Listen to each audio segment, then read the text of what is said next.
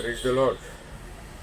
परमेश्वर का नाम का धन्यवाद करता हूँ आप सभी के सम्मुख वापस अपने दर्शन के बारे में बोलने के लिए।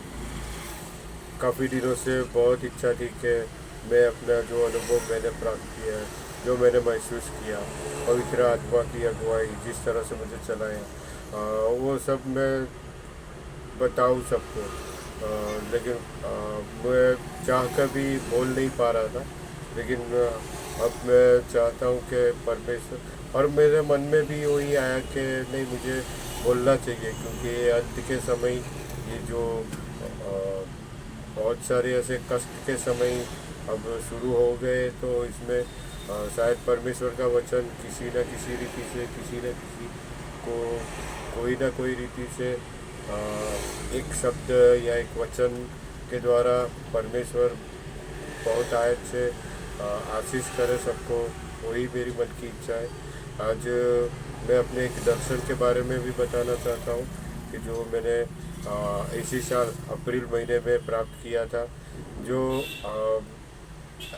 ऐसा दर्शन है कि जो मैंने जागते हुए प्रार्थना के समय में प्राप्त किया। और वैसी एक बात मैं शेयर करना चाहूँगा। ये बात है अपना 2024 अप्रैल महीना की है, जब ईस्टर वीक चल रहा था। उसके लिए कई सारी कलीसियाओं में जो शुद्धिकरण मीटिंग रहती है, वो शुद्धिकरण मीटिंग हमारी कलीसिया में भी रखी थी।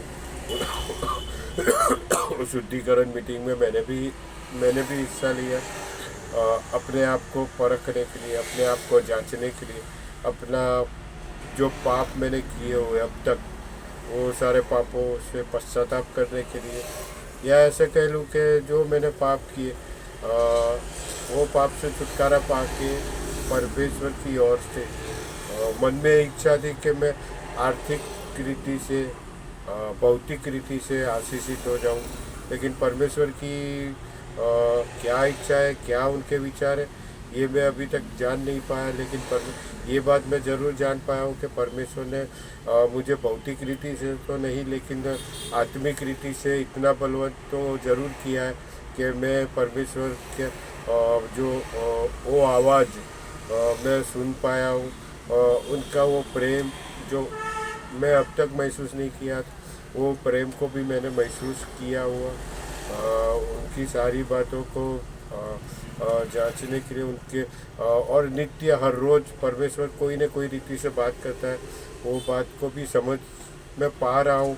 इसलिए परमेश्वर का धन्यवाद ही करूँगा, क्योंकि परमेश्वर अपनी बहुतायत, अपनी आशीष भर के उंडेल उंडेल के दे रहा है। तो मैं वही दर्शन के बारे में बात करना चाहूँगा कि जो दर्शन मैंने ईस्टर वीक में शुद्धिकरण मीटिंग में प्राप्त किया। बात करूँ तो गुरुवार का दिन था, क्योंकि अगले दिन गुड फ्राइडे की मीटिंग, सुबह के मीटिंग के आराधना शुद्धिकरण मीटिंग में मैं भी भाग लेके उसी मीटिंग में अपने आप में पश्चाताप कर रहा, मन से रो रहा था मैं, क्योंकि कई ऐसे पाप मैंने किए जिसको मैं अपने परिवार को बोल सकता हूँ, ना अपनी कलीसिया में, ना हमारे जो अगुए जो हमें चलाने वाले, ना उनको मैं बता सकता हूँ। लेकिन परमेश्वर को मैं चाहूँ या ना चाहूँ, लेकिन परमेश्वर तो जानता ही है कि मैं कितना पाप कर रहा हूँ या उसके पापों में ही मैं फंसा रहा हूँ।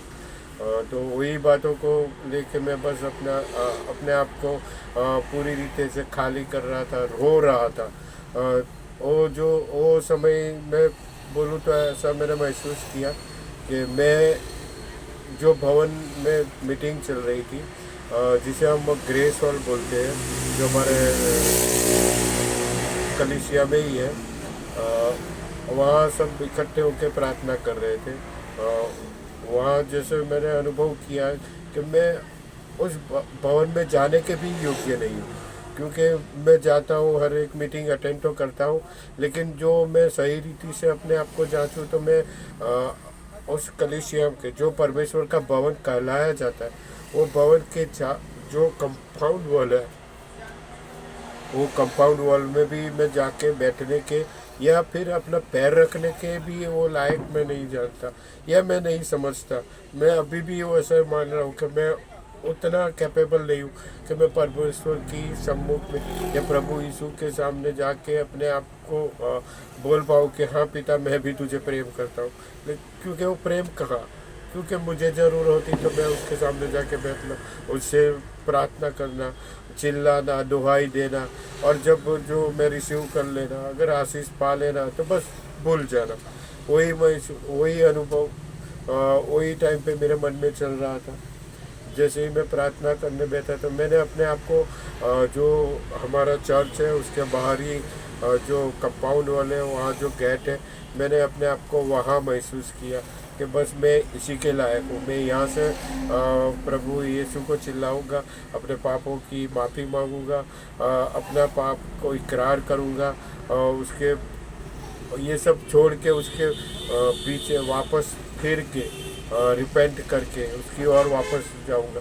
ऐसे करके मैं अपने आप को वही देख रहा था वो गेट में, और मीटिंग चल रही थी ग्रेस हॉल में। सब विश्वासी लोग, सब संत लोग वहाँ मीटिंग चला रहे थे। लेकिन जैसे ही मैं आत्मा में जैसे मीन्स मुझे ऐसा पूछ कि मैं आत्मा से बात कर रहा हूँ, आत्मा में भर रहा हूँ। जैसे ही मैंने आँख खोली तो मेरा वो जो अनुभव था, जो दृश्य था जहाँ मैं बैठा हुआ था, मैं अपने आप को वहाँ ना पाके, लेकिन मैंने अपने आप को वो मिलाप वाला तंबू, जो परमेश्वर की घर, जो परमेश्वर का भवन है, वो मिलाप वाला तंबू के बाहरी और बाहरी आंगन की ओर मैंने अपने आप को पाया। वो अवस्था वही थी मेरी, वो गेट के पास ही मैं बैठा था और वहाँ से मैं चिल्ला रहा था, दया के लिए प्रार्थना कर रहा था।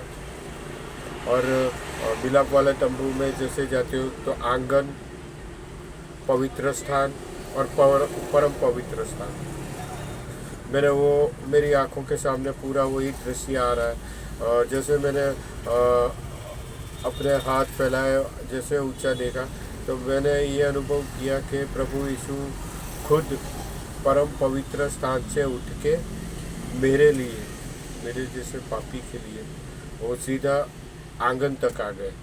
जैसे ही आंगन में मैंने देखा कि वो खुद ही वहाँ खड़े हुए हैं, उनके साथ उनके सेवक, या ऐसे बोल सकता हूँ उनके स्वर्गदूत, उनके सहायक उनके चारों ओर खड़े हुए थे। वो आंगन पे आके खड़े मेरी ओर देख रहे हैं। जैसे मैं उनकी ओर जैसे देखता हूँ तो उनका जो रूप मैंने महसूस किया, उनका जो चमक मैंने महसूस की, वो प्योर गोल्ड, एक चोखा सोना, जिसे मैं क्योंकि वो उतना चमक रहे थे, जो एक सोना भी ऐसा चमक नहीं रहा। वही अनुभव, वही रूप मैंने अपनी आंखों से उनका देखा, प्रभु यीशु का देखा। और वो मैं बयान नहीं कर पा रहा, मैं कर ही नहीं सकता, क्योंकि मैं इतना कैपेबल नहीं हूँ कि प्रभु यीशु का रूप मैं मेरे जैसे पापी देख सके। लेकिन मैंने वो महसूस किया, जो प्रभु यीशु बाहरी आंगन से मेरी ओर देख रहे, जो मैं बाहरी आंगन पर था। मैंने एक वर्ड सुना, एक शब्द सुना, जैसे प्रभु यीशु मुझसे बात कर रहे, जो ऐसा अनुभव मैंने किया। और ऐसे वो शब्द थे कि मैं परम पवित्र स्थान छोड़ के, वो जो मर्सी सीट, क्योंकि परम पवित्र स्थान में करूबे के ऊपर दो साइड करूब है, उसके बीच में जो पोर्शन है उसको मर्सी सीट बोला जाता है, क्योंकि वहाँ पे ही परमेश्वर, परमपिता परमेश्वर का वो तेज उतर के आता था, वो महिमा उतर के आती थी, वो उनका मीन्स वो एक जगह थी जहाँ परमेश्वर खुद आके वास करता था। वो जगह छोड़ के प्रभु यीशु मेरे लिए आंगन तक आया। और मैंने ऐसा सुना कि मैं अपना वो परम पवित्र स्थान छोड़ के तेरे लिए आंगन तक आ सकता हूँ, तो क्या तू मेरे लिए वो बाहरी आंगन से तू ये आंगन तक मेरे पास क्यों नहीं आ सकता, तू क्यों नहीं आ सकता। तो वो बात सुन के मुझे बहुत रोना भी आया अ, एकदम से ऐसा लगा कि सच में परमेश्वर कितना महान है। क्यों मेरे लिए, मेरे जैसे पापी के लिए, अधर्मी के लिए, जिसकी कोई वैल्यू नहीं है, क्योंकि मैं जानता हूँ, क्योंकि परमेश्वर ने वो धूल से, वो मिट्टी से मुझे बनाया। और परमेश्वर कौन के जो मिट्टी की भी सुधी ले, लेकिन परमेश्वर इतना दयालु है कि वो खुद ही उठ के आंगन तक आके मुझे ऐसा बोल सकता है। वही दर्शन मैंने वही वीक में 2 बार महसूस किया। दोनों बार में जगह सेम थी। मिलाप वाला तंबू था। आंगन में प्रभु यीशु खुद खड़े हैं। उनका रूप दोनों बार मैंने देखा, वो चौके सोने के समान है। और दूसरा अनुभव ऐसा कि पहली अवस्था में जब मैंने देखा तो मैं बाहरी आंगन में था, लेकिन जब दूसरा अनुभव मैंने किया तो दूसरे अनुभव में मैं अपने आप को प्रभु यीशु के चरणों के पास, जहाँ वो खड़े थे आंगन के पास, वहाँ मैंने अपने आप को देखा। सिचुएशन एक ही था। मैं वहाँ बाहर जो आंगन में था वहाँ पर भी मैं घुटनों में ही था। और जहाँ परमेश्वर प्रभु यीशु के पास जहाँ मैं था वहाँ भी मैंने यही महसूस किया कि प्रभु यीशु मेरे सामने ही खड़े हैं और मैं उनके सामने घुटनों में बैठा हुआ हूँ। ये 2 अनुभव जो मुझे एक अद्भुत अनुभव मैंने जीवन में प्राप्त किए। मैं सोचता हूँ कि परमेश्वर न्यायी परमेश्वर, धर्मी परमेश्वर, और किसी का वो पक्षपात नहीं करने वाला।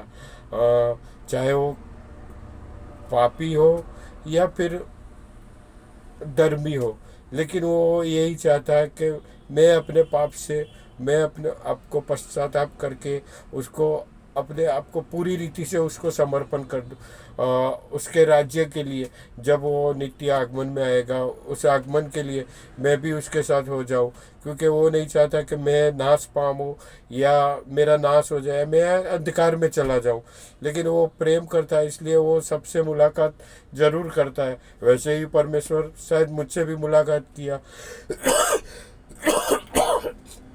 दूसरा अनुभव ऐसा भी बोल सकता हूँ कि जो ये दृश्य देखा तो मुझे वो उड़ाऊ पुत्र के बारे में एकदम से मन में ख्याल आया कि उड़ाऊ पुत्र अपना सब कुछ छोड़ के अब मैं अपने पिता के पास जाके पिता से अपनी प्रॉपर्टी में हिस्सा मांग के वो दूर देश में चला गया। मीन्स दूर जाना, पीठ फेर के जाना मीन्स अपने बाप को अपमानित करके जाना। वो अनुभव मैंने महसूस किया। फिर जब उसके पास वो सारा जो उसने धन अपने पिता से प्राप्त किया था, या जो मैं ऐसा कह सकता हूँ कि जो आशीष मैंने अपने पिता से प्राप्त की, वो आशीष को मैंने व्यर्थता में या अपने पाप में या फिर वो सारी बातों में मैंने उड़ा दी। फिर ऐसा वो कहते हैं कि लूक मैं वो पढ़ना चाहूँगा उड़ाऊ पुत्र के बारे में। लूका का सुसमाचार 15 अध्याय उसकी 17वीं कलम। जब वह अपने आपे में आया तब कहने लगा, मेरे पिता के कितने ही मजदूरों को भोजन से अधिक रोटी मिलती है और मैं यहाँ भूखा मर रहा हूँ। मैं अब उठकर अपने पिता के पास जाऊँगा और उससे कहूँगा कि पिताजी, मैंने स्वर्ग के विरोध में और तेरी दृष्टि में पाप किया है। अभी इस योग्य नहीं रहा कि तेरा पुत्र कहलाऊं। मुझे अपने एक मजदूर के समान रख ले। मैं इस वचन से इतना तो जान पाऊँ कि मुझ में भी वही कोई योग्यता नहीं कि मैं उसको अपना पिता कह सकूँ या वो मुझे अपना पुत्र कह सके। फिर भी परमेश्वर चाहता है कि मैं पश्चाताप करके, मन फिरा के उसके पास आऊँ। और उसके बाद की जो कलम आती, जो जो वचन है, वो वचन सुन के और भी मुझे वही अनुभव याद आया कि जैसे प्रभु यीशु खुद वो आसन से उठ के परम पवित्र स्थान छोड़ के वापस वो आंगन तक, नहीं तो उनको क्या जरूर है कि वो आंगन तक भी आए, वो कोई जरूर नहीं था, लेकिन वो उठ के आए। तो तब मैं ये 20वीं जो वचन है, वो मैं पढ़ना चाहूँगा। तब वह उठकर अपने पिता के पास चला। वह अभी दूर ही था कि उसके पिता ने उसे देखकर तरस खाया और दौड़कर उसे गले लगाया और बहुत चूमा।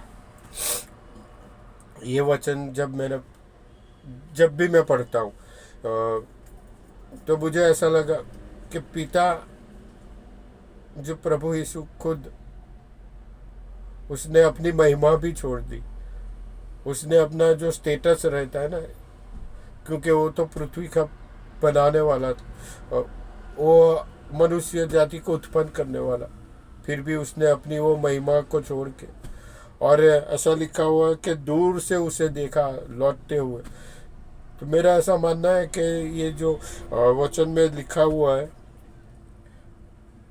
वो पिता हर रोज इंतजार कर रहा था, शायद अपने छत पे जाके, शायद बाहरी आंगन में आके, कि कब वो वापस आएगा, कब वो वापस आएगा। बस उसके मन में वही चल रहा था, जो एक पुत्र अपने बाप को जलील करके या बेइज्जत करके जो चला जाता है, जब वो वापस आता है तो उसके पिता का कितना इंतजार करना, हर रोज इंतजार करना, और क्यों मेरा बेटा वो कब वापस आएगा, कब मैं उसको वो सारी बातें जो पिता ने अपने बच्चों के लिए रखी हुई, वो विरासत, वो महिमा, या फिर ऐसा बोल सकते हैं वो प्रॉपर्टी, वो आत्मिक बात है जो पिता पहले से ही चाहता है कि मैं अपने बच्चों को दूंगा। लेकिन मैं अपने बारे में बोलूँ तो मैंने वो छोड़ के दूरी चला गया था।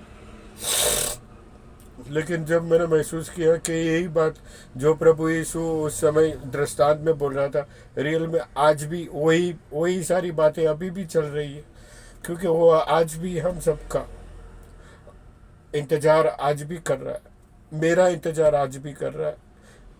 क्योंकि हर दिन जब मैं उठता हूँ कोई न कोई रीति से या फिर कोई न कोई बातों से मैं परमेश्वर को दुखित करके उसकी सम्मुख से या उसकी ओर से अपनी पीठ उसके विरुद्ध में होके चला जाना, कई सारे ऐसे पाप भी मैं किया हुआ हूँ और कर भी लेता हूँ। तो भी परमेश्वर इतना अनुग्रहकारी है कि मेरे जैसे पापी को भी परमेश्वर माफ़ कर देता है। तो ये वचन या ये दर्शन में मैं इतना तो जरूर जान पाया कि परमेश्वर बहुत ही दयालु है। हाँ, दयालु इतना कि वो अपनी प्रतिष्ठा को भी उसने, क्योंकि एक पिता की प्रतिष्ठा घर में, एक वडील की प्रतिष्ठा एक घर में क्या होती है, और हम आज भी जानते हैं। आज ये बात अलग है कि हम शायद मैं अपनी बात करूँ तो कई बार मैं ऐसा भी कर कि मैं जो सांसारिक पिता है उनके सामने यार उनके विरुद्ध में भी कई बातें बोल देता हूँ।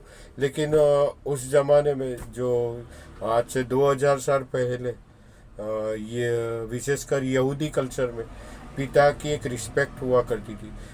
पिता जो घर में मुखिया था, वो मुखिया की एक रिस्पेक्ट हुआ करती थी उसके घर में, उसके परिवार में, या फिर उसके जो जहाँ सोसाइटी में रहते थे वहाँ भी, वो सोसाइटी में भी उसकी एक प्रतिष्ठा थी। लेकिन यहाँ ऐसा मैं देखता हूँ कि वो खुद उठ के, दौड़ के, चल के, अपने वो आसन छोड़ के मेरे लिए आंगन तक आया, मीन्स मुझे लेने के लिए, मेरे जैसे को चूमने के लिए। मैंने ऐसा सुना है कि छोटे बड़े का रिस्पेक्ट देते, लेकिन ये तो इतना सर्वशक्तिमान ईश्वर कि उसने मेरे जैसे पापी के रिस्पेक्ट के लिए वो अपना आसन छोड़ के बाहर तक आ गया। तो एक बड़ी बात है मेरे लिए भी, और मुझे जो आप सुन रहे हैं तो आपके लिए भी, कि वो अनुभव कितना दिव्य अनुभव है कि वो अपने अपने उस महिमा को या फिर अपने उस स्टेटस को या मैं कह सकता हूँ कि वो उसको अभिमानी होना चाहिए ना, कि मैं क्यों जाना, वो मुझसे छोटा है, वो मेरे पास आ, लेकिन वो उसने ऐसा नहीं सोचा, लेकिन वो खुद अपने आप को नम्र बना के, अपने आप को हलीम बना के खुद ही लेने आ गया, खुद ही सामने से शंभू खड़ा हो गया कि तू आ, बस मैं इतना तेरे लिए कर सकता हूँ, क्या तू इतना नहीं कर सकता? कि मैं तेरे लिए अपना प्राण दे सकता हूँ, तो क्या तू अपने पाप से फिर के या फिर अपने अपराधों की माफ़ी मांग के वापस मेरी ओर क्यों नहीं चल सकता? मैं आपसे यही प्रार्थना करूँगा, यही विनती करूँगा कि आप सभी लोग जितना हो सके, क्योंकि उसके आगमन का दिन तो मुझे नहीं लगता ज़्यादा है, क्योंकि परमेश्वर कब आ जाएगा कोई नहीं जानता, उसका न्याय का दिन कब आ जाएगा कोई नहीं जानता। हाँ, सिवा पिता परमेश्वर के, वो जब भी आएगा, जब वो न्याय का दिन आएगा, क्या वो अब तक ये समय तक जितनी दया किया है, क्या उस समय वो दया करेगा? मैं नहीं मानता कि वो दया उस समय करेगा, क्योंकि वो तो न्याय का दिन होगा ना। वो न्याय के दिन में वो जरूर पूछेगा कि मैं तेरे लिए इतना इंतजार किया, या फिर तेरे लिए इतनी बात जोई, या फिर तेरे लिए मैं वो छत पे जाके देख रहा था, तू कब आना, तू कब आना, तू कब आना, तू आया नहीं, अब अंत के दिन के न्याय के दिन तू आएगा तो क्या मतलब? तो यही प्रार्थना करूँगा कि जितना भी हो सके अपने आप को हलीम करके परमेश्वर के नित्य भवन में या उसके सम्मुख में बैठ के, क्योंकि 24 घंटे में मैं नहीं मानता हूँ कि हम 2 घंटे भी या 2.5 घंटे भी निकालते होंगे, क्योंकि दशांश देना चाहे आप भौतिक रीति से दो या समय के अनुसार, लेकिन देना तो है, लेकिन हम वो भी नहीं नहीं दे पाते। और सुबह उठना, अपने काम पे या अपने दैनिक दिनचर्या में चले जाना, अपने परिवार के बारे में या फिर अपनी आर्थिक व्यवहारों के बारे में उसी में पूरा दिन लगा देना, या फिर सुबह उठ के ही, मेरा नेचर में बात करूँ कि झूठ सुबह से ही क्योंकि मेरा छोटा सा बिजनेस मैं बोल सकता हूँ, उसमें झूठ चाहिए ही चाहिए, लेकिन वही बातों में पूरा दिन निकल जाता है। रात को आना थके हुए, या फिर डिप्रेशन में आके, या फिर कोई टेंशन में आके रात को घर पे जाके खाना, सो जाना, वापस दे भाई दे, दे भाई दे, हर दिन का वही बात। परमेश्वर ही इसमें सहायता करना चाहिए। बस यही प्रार्थना करूँगा कि परमेश्वर हमें अपनी आत्मा दे के, अगुवाई दे के, उसके आगमन के लिए हम सबको तैयार करना चाहिए। बस यही प्रार्थना विनती करता हूँ, और यही चाहता हूँ कि हम सभी लोग, एक भी आत्मा नाश में न जाए, लेकिन हम सभी लोग, एक एक लोग जिसने परमेश्वर जिसको प्रेम किया, वो सारे लोग उठाए जाने चाहिए। बस यही प्रार्थना कह के समाप्त करता हूँ। और कई सारे और भी बातें जो मैंने स्वप्न के द्वारा चेतावनी भी पाई हुई है, कई सारी बातें मेरे जीवन में पूरी भी हुई है, और कई सारी बातों के लिए मैंने परमेश्वर से प्रार्थना भी की है कि परमेश्वर आप ही उसके लिए मुझे प्रकाशन भी देना चाहिए। और परमेश्वर अपने बड़ी दया से मुझे कुछ ना कुछ बातें समझाता रहता है हर दिन, उसी की बातें के लिए, या वचन के थ्रू, या फिर ऐसी कोई बातों के थ्रू अपनी आत्मा में कुछ ना कुछ आ, बातें प्रकट भी करके देता है। तो यही आपसे प्रार्थना की विनती चाहता हूँ कि परमेश्वर मुझे उसके आगमन के लिए मैं अपने आप को पूरी रीति से तैयार करके, और मैं और किसी का तो नहीं जानता ना, मैं अपने बच्चे के बारे में बोल सकता हूँ ना अपने माँ बाप के, लेकिन मेरी जो रिस्पॉन्सिबिलिटी है कि मैं उतना तो कैपेबल हो जाऊँ कि जब वो आ जाए तो मैं उसके साथ उठाया जाऊँ। क्योंकि इस सारे लोगों की रिस्पॉन्सिबिलिटी है कि वो अपने आप को जांचना चाहिए, वो आपको परखना चाहिए, वो अपना पश्चाताप भी करना चाहिए, मन फिराना चाहिए, क्योंकि सबको आत्मा दी गई है। ऐसा नहीं है कि मुझे आत्मा दी और मेरा परिवार भी उद्धार पाएगा, क्योंकि सबकी अलग अलग है। सब उसकी आत्मा में भरपूर होके अपने आप को रिपेंट करके मन फिरा के उसके आगमन में हम सारे लोग उठाए जाए। बस यही प्रार्थना विनती करके मैं पूरा करता हूँ। Praise the Lord.